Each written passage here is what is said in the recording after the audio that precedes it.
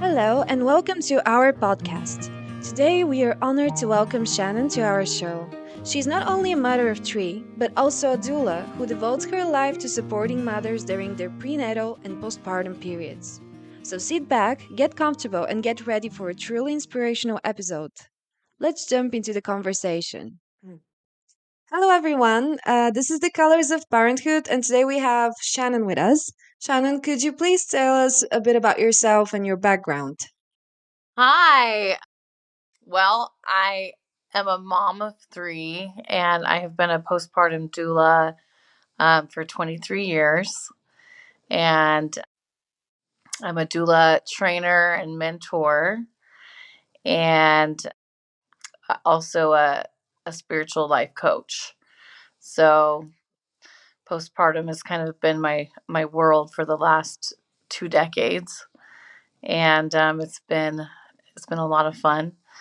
And my little ones are all teenagers now, so my mom game has changed a little bit, but my I still got newborns all around and new mamas all around. That's great. And what could you tell us a bit your journey into motherhood? When did it started?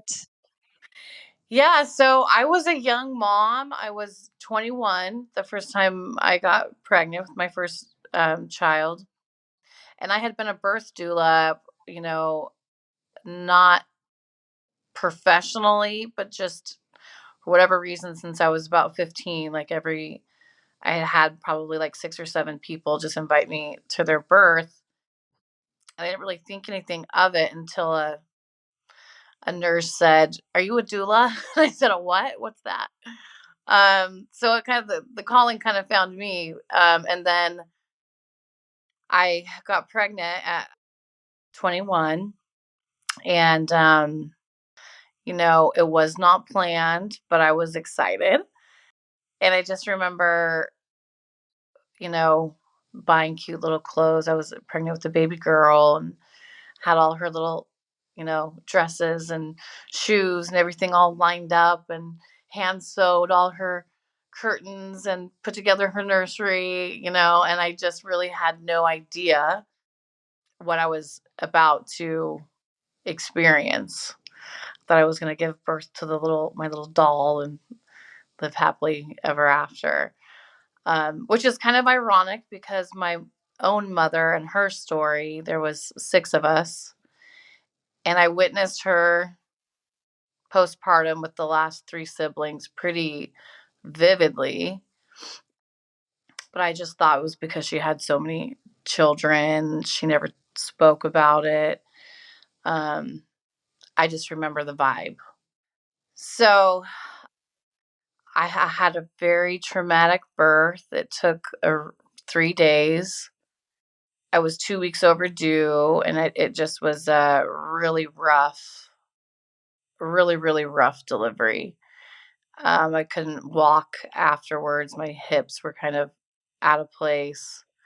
And so that was kind of the beginning of my story is I was completely exhausted on a soul level, on an emotional level, on a physical level when she came into the world. And I had a husband who was a physician and extremely unsupportive. And so he knew everything and also nothing.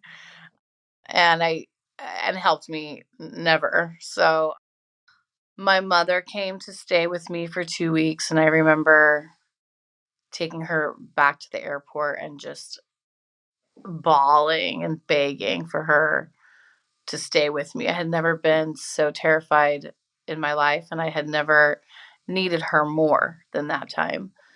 Um, and she didn't work, but she had teenagers at home, and she just said, "No, I can't stay with you any longer." She lived out of state, about 12 hours away. So I returned home, and that was kind of the end of my postpartum support. I had a lot of friends, but I was not used to reaching out for help. I knew nothing about the postpartum doula world and that there was anybody to reach out to. Um, And I r- just thought that that was the way mothering felt. I really didn't even know that I had postpartum until 3 years later when I took my postpartum doula training with doulas in North America. And as they spoke about postpartum, I realized I had definitely had postpartum, at least for the first year, and it probably lingered on for a few years. And a lot of my healing began 3 years later in my postpartum doula training because it was the first time for me to express in words what to hear, from other people and hear from the trainer, and then for my own experiences to realize what happened to me. I just thought that that's what being a mom was. That's how it felt. And and the confirmation of remembering my mother when she had my smaller siblings was also just like, okay, that's just what it looks like. That's what it feels like. That's what it is. So my healing journey started when my daughter was 3 years old, but the first year was excruciating. At that point, I didn't think that I ever wanted any more children. And I never felt more alone in my life. And the sleep deprivation, I think, was the thing that pushed me right over the edge. So luckily, I found things that I found outlets to help me. I didn't have any kind of help or family, so she was always just right right there with me, right on my hip. I co-slept, so I didn't get any space from her. And so I just kind of learned how to do everything. And she was, because of the postpartum, I think she was very anxiously attached because I was anxious. The you know Mm-hmm. sound of her crying put my anxiety just through the roof. And all I knew how to do was really breastfeed. So that was my go-to. Just put her on the breast. I don't have to hear anything. And that's just what we did. That's the only that was all I had. That's the only tool I had.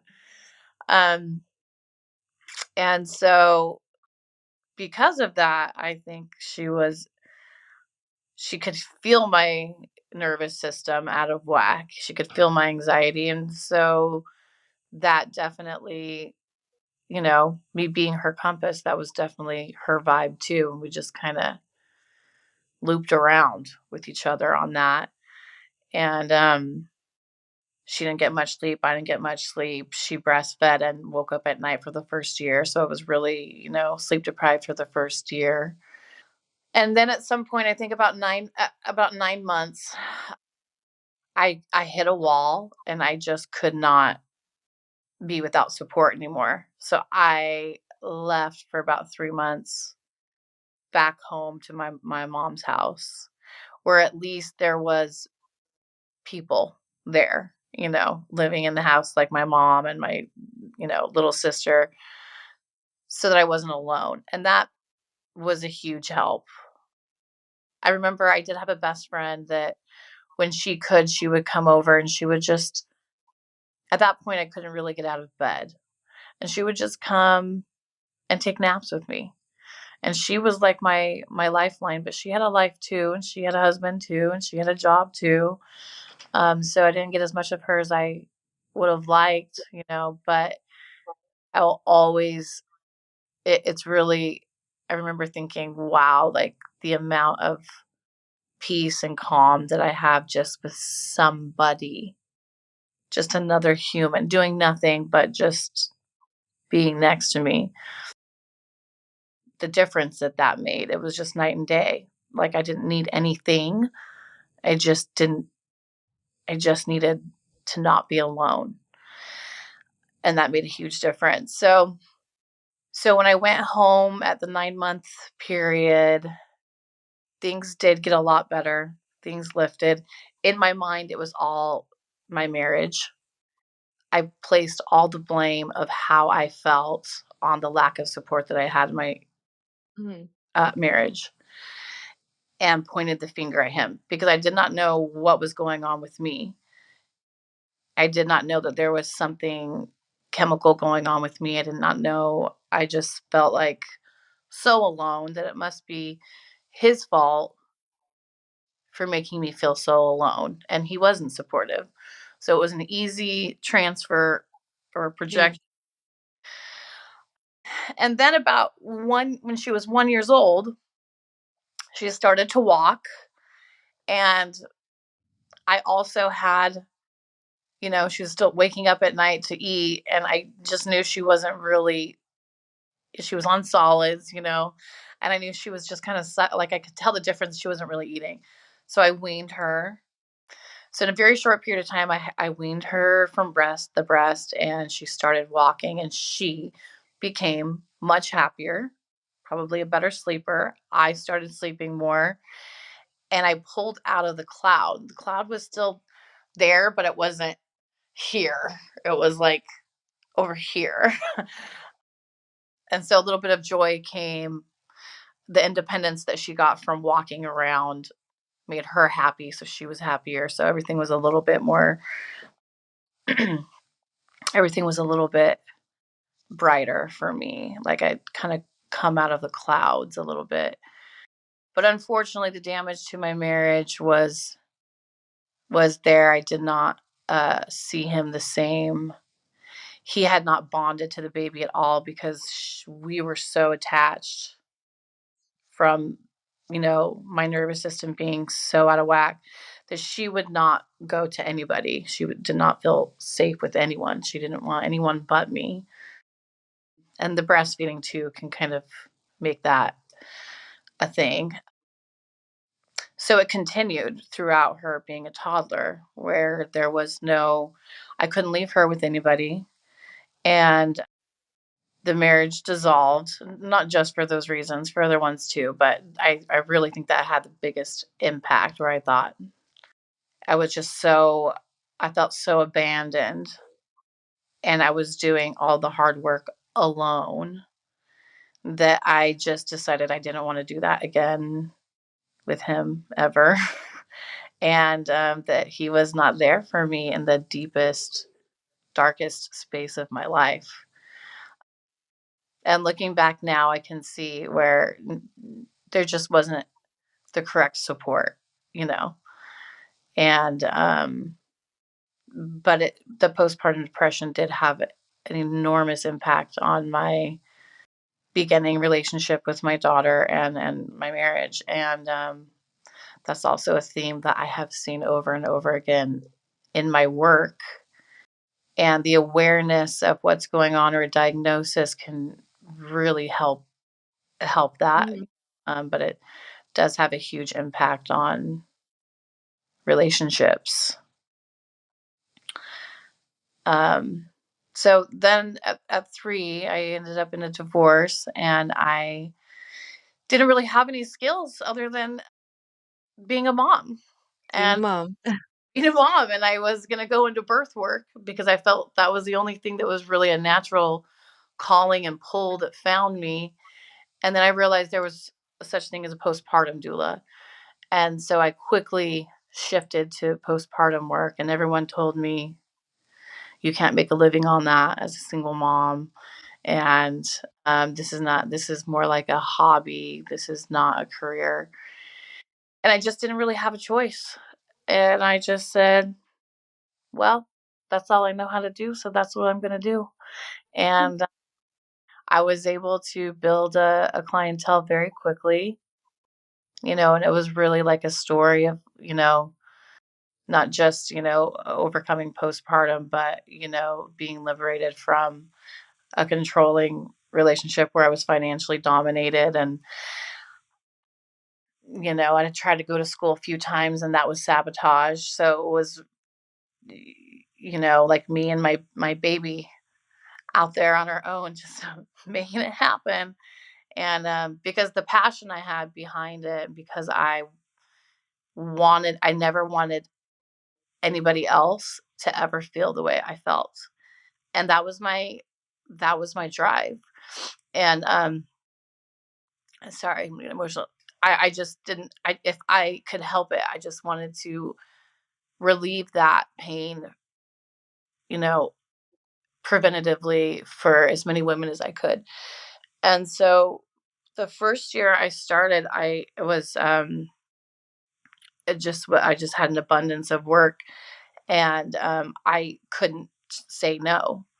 So I was overworking myself, and as a single mom, I kind of had to, but it got to the point where I would have to turn so many people down, and so I started collaborating with other women, training, became a trainer, started training them, and I built a team, not because I wanted to expand and make more money, but because I couldn't say no.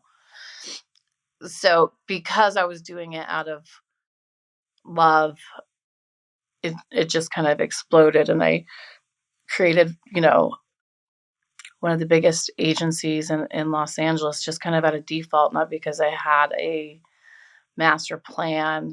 And I dedicated my life to that work. So fast forward, I met met somebody special a few years later and ended up having a baby. Um, so my first baby was then she was about 5.5 years old when I had my second baby. And of course, keep in mind, I attributed most of my depression to lack of support in an unhealthy marriage. And I ended up in the same exact dark hole. Um, and then I realized, no, this is just something that happens to be part of my chemistry and part of my makeup. And I, I got on medication, but it was already, I think, like 2 months in that I realized, okay, this is not getting better. I had had enough information. I had enough support. Mhm. So, okay, now I'm going to get medicated. Well, that took another month and a half really to kick in, and I started to feel a little bit better, but I was still just really under the bus. That was about the time that I found out about, I forget the technical term, I think it's breastfeeding dysphoria, where it was a chemical reaction of most people when they breastfeed get this all this oxytocin, and it's like a Yeah. beautiful bonding experience. Because of my chemistry, the opposite happens. So the 30 seconds or to a minute of the letdown reflex, I had the deepest, darkest despair. And I had not made that connection with the first baby.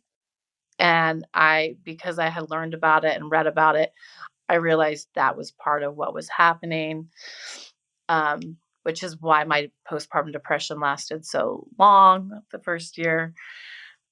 And so what ended up happening is I accidentally got pregnant again when the baby was 4 months old, and hormonally Oh, that wow. came out. So then my postpartum depression was gone because I was pregnant. So then I ended up with back to back babies.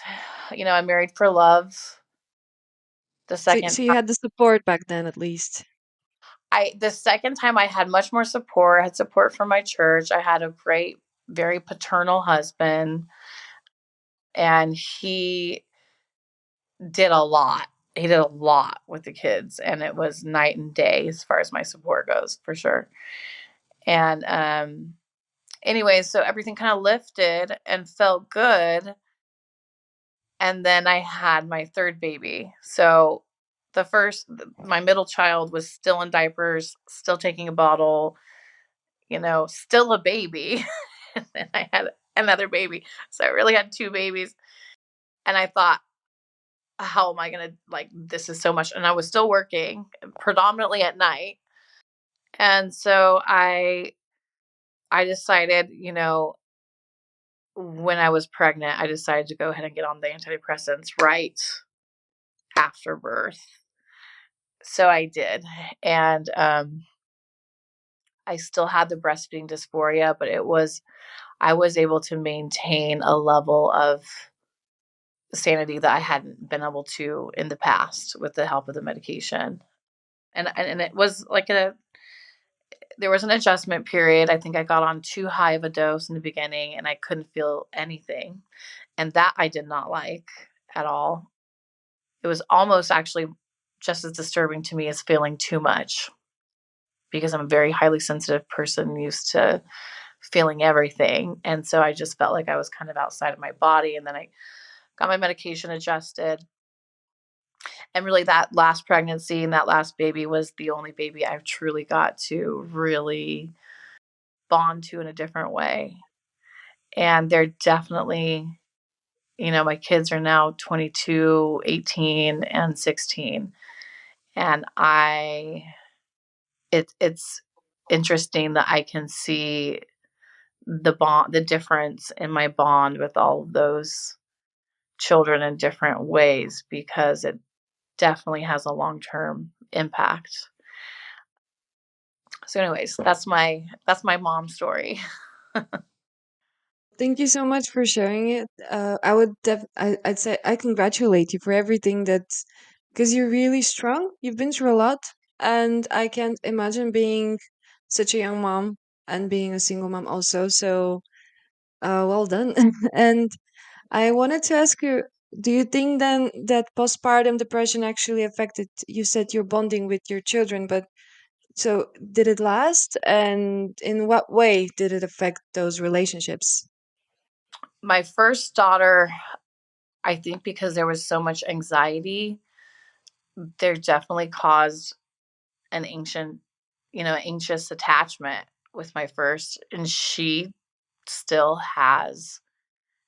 working through the aftermath of that.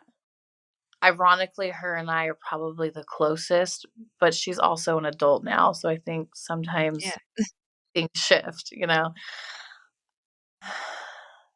It's very interesting. It's like it was the worst with my first, but we're closer, but I'm not sure if that's the anxiety pull.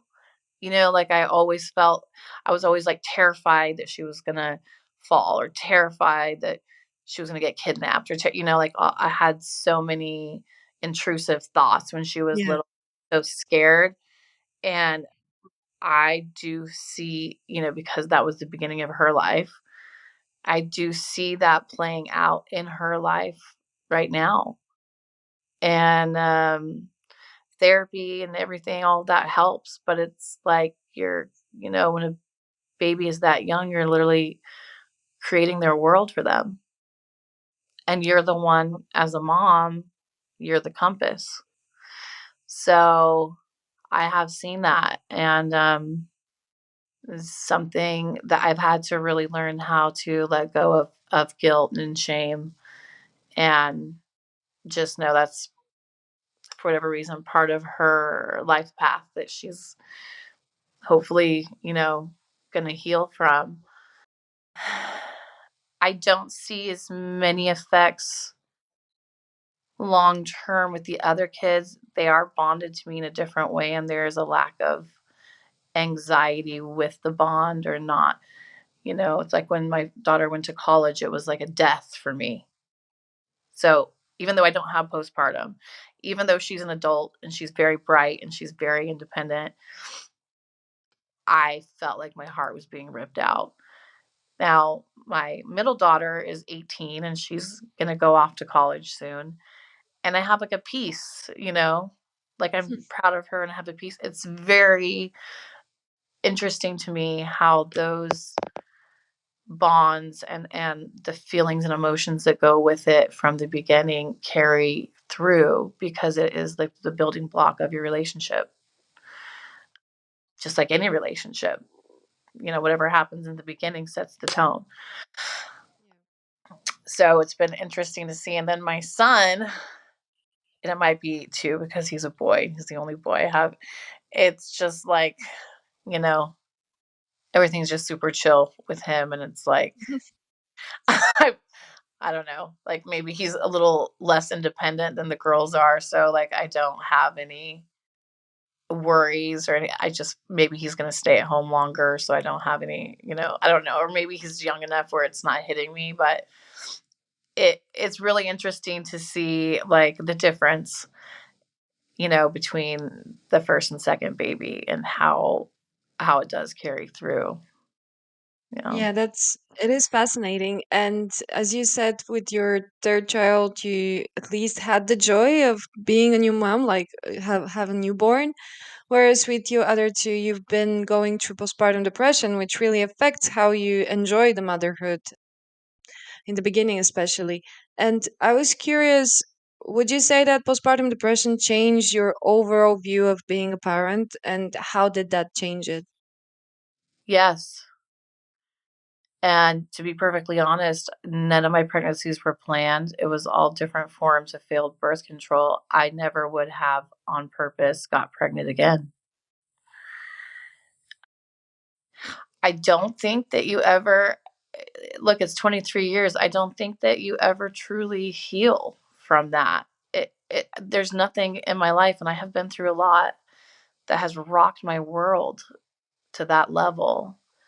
And to this day, like I know that there's a chemical makeup in me that's prone to that. But sometimes I feel like the second, the third I never had because I was on, the medication quick enough. Hmm. Like, I don't know if that was residual trauma being triggered with the second baby, or if it was chemical or a little bit of both, because it was so dark and so soul shaking. I just can't even explain. Like, we all have bad days. I think everyone goes through some kind of depression throughout their life or some kind of trauma. But postpartum is on a different level where you do not feel like you're even worthy to live. And that compounded by the responsibility of being a parent and needing to live and needing to function and feeling bad and guilty for not being able to. I don't think I've been through anything more difficult than that. And so, yeah, for me, and I've had clients too who just, they said, that's it. That's it for me. One and done because of the sheer magnitude of the darkness that you have to, crawl through, you know. Is it worth it? Yeah, absolutely. Am I happy that I had two more? Yeah, stuck in there. I'm glad they stuck in there. But, whew, um, yeah, every time I got pregnant, I just was flooded with horror. It was like, here comes the nightmare. Not the baby. The baby's not the nightmare. My process, Yeah. I knew was going to be ripping my soul apart. And there's really I'm not being dramatic, you know. Every day felt like I might die of sadness. Like, and I remember I was in a documentary, one of my clients that had really bad postpartum. I worked in Los Angeles, so I'm having a lot of like Hollywood clientele, and she was a producer, and she produced a documentary called When the Bow Breaks, and about postpartum depression and infanticide, and all kinds of subjects on postpartum depression.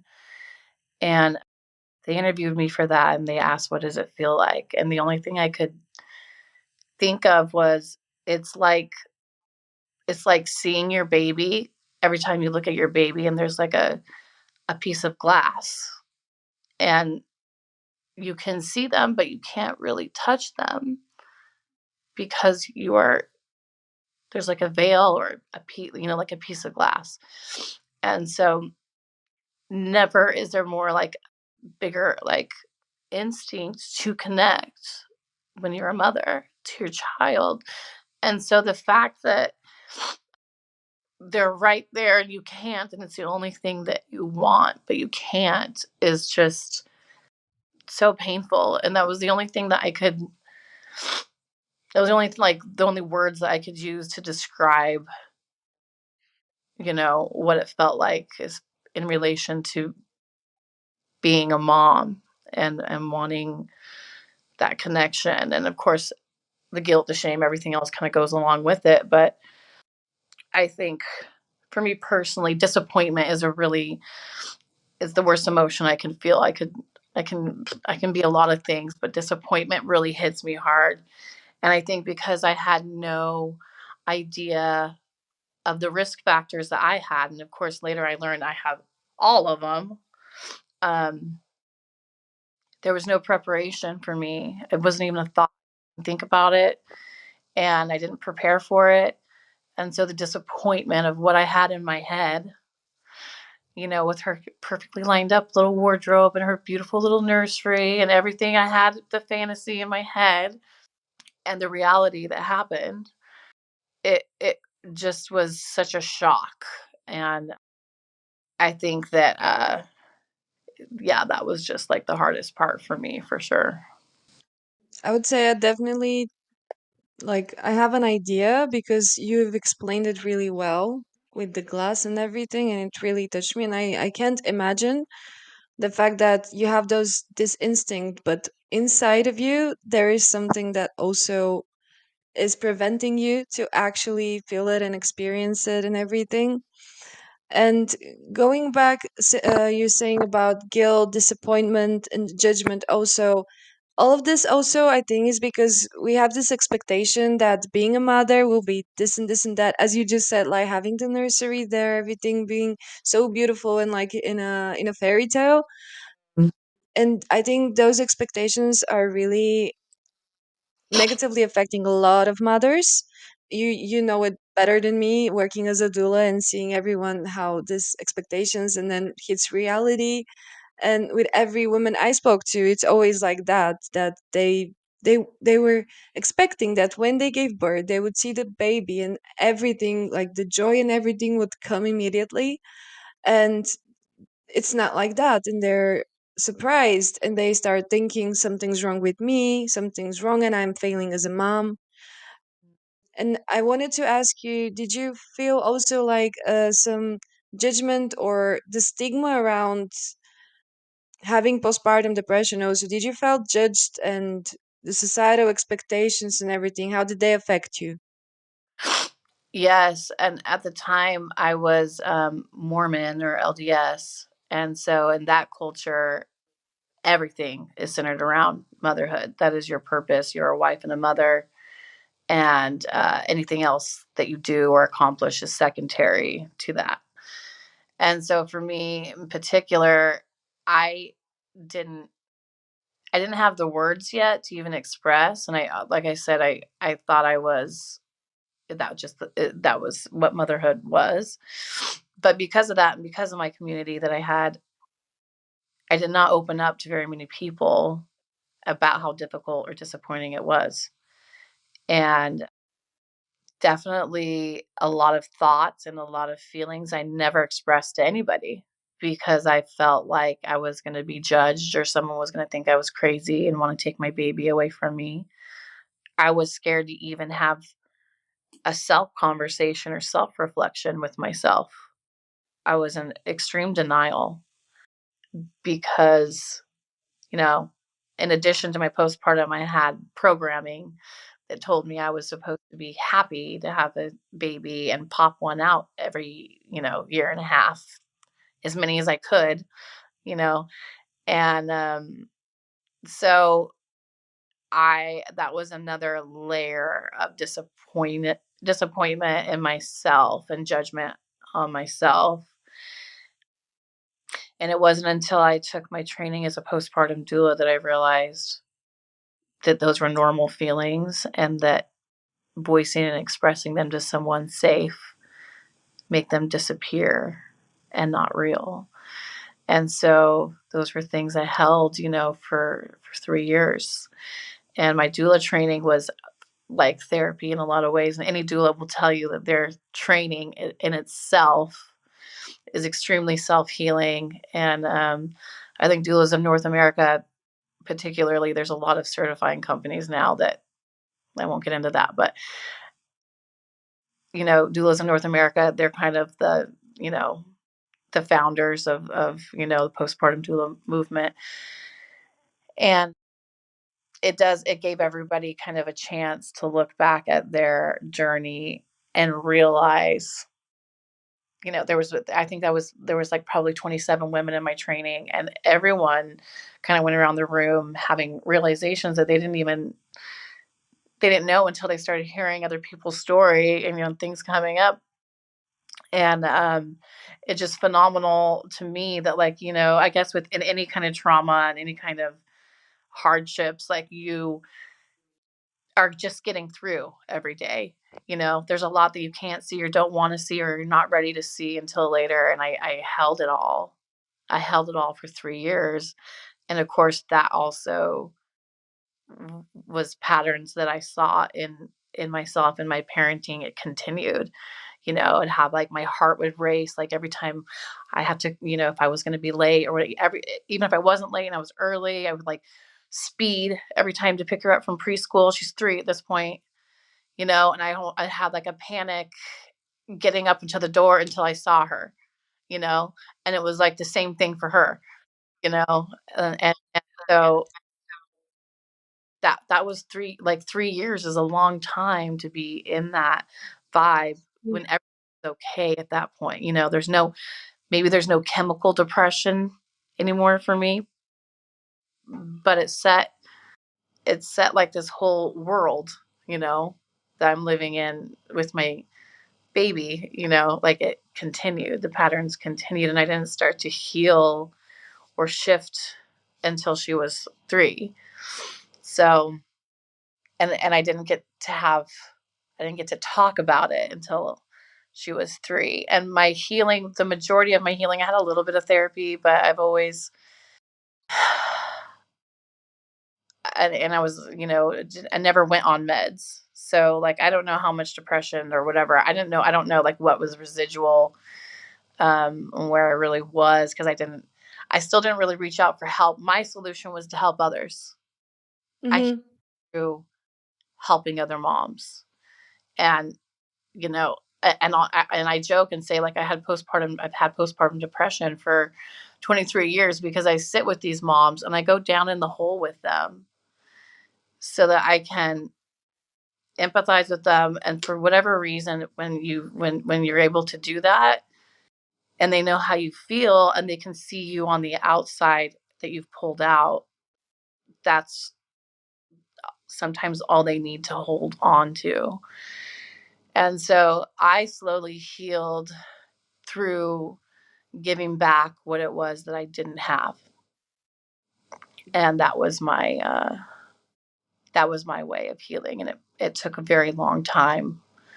I think it was probably like 10 years in before I really felt like, when I went into the hole with my moms that were experiencing postpartum, I didn't feel like I wanted to die anymore. I felt like I'm in this hole. I'm okay, I'm stable, but I'm in the hole with them, just kind of holding their hands, slowly trying to hold a vibration that they could kind of piggyback on to get them to a place where they were at least had a feeling of hope that it was going to be okay at one point.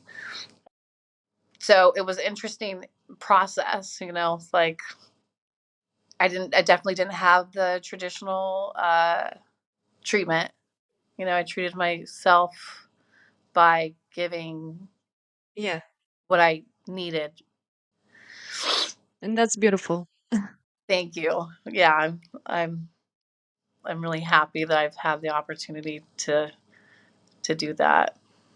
Because we're coming to the end, I really wanted to ask you, what would you say as a professional now, dealing with a lot of different variety of problems with moms and parents, to a young girl that is pregnant or a young girl that is a single mom, basically, that has a postpartum depression? What would be the first advice that you would give to her?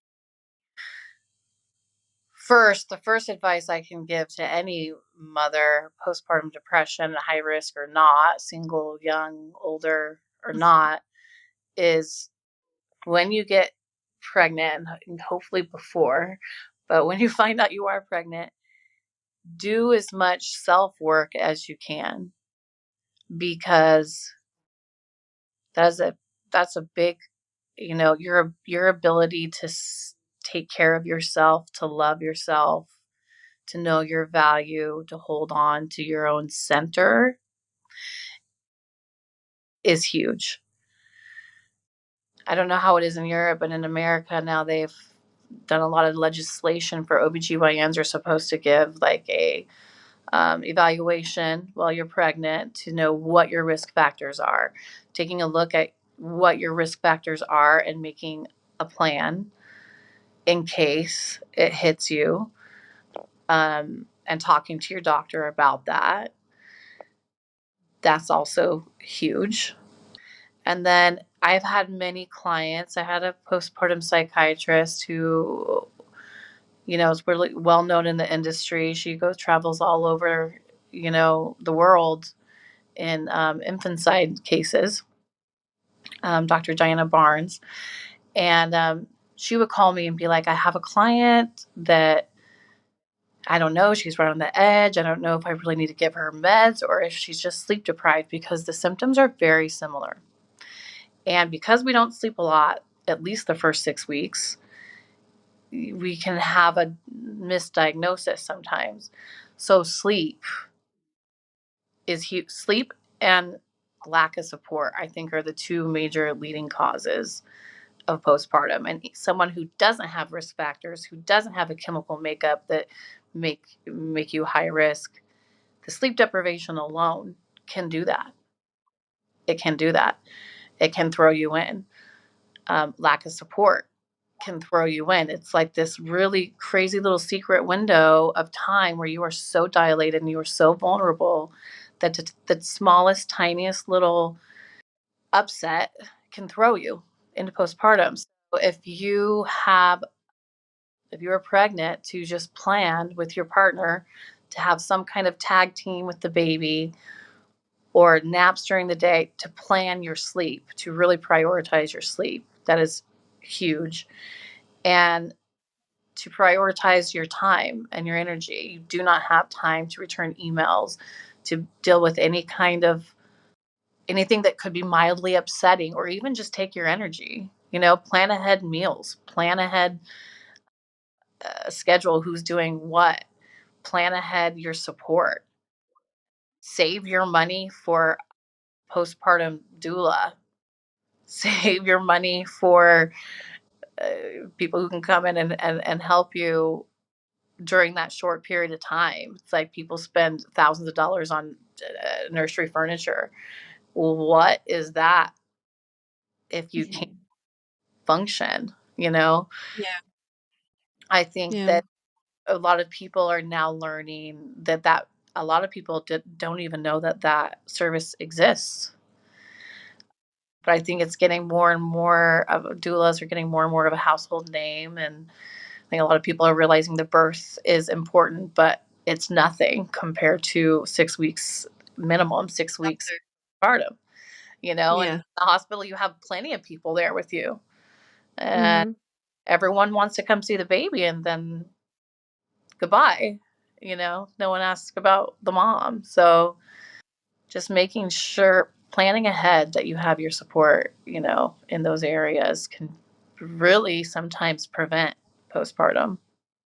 Yeah, that's a really valuable advice, and I've heard it a lot. Like in my work also, I think as a psychologist, that's what I always say. And working with people that are experts in this field of maternal mental health, that's the first thing. And as you said, everyone is thinking about the baby, and no one actually prepares about what's going to happen with you as a person changing and having this different identity as a parent, which is totally different from what were you before.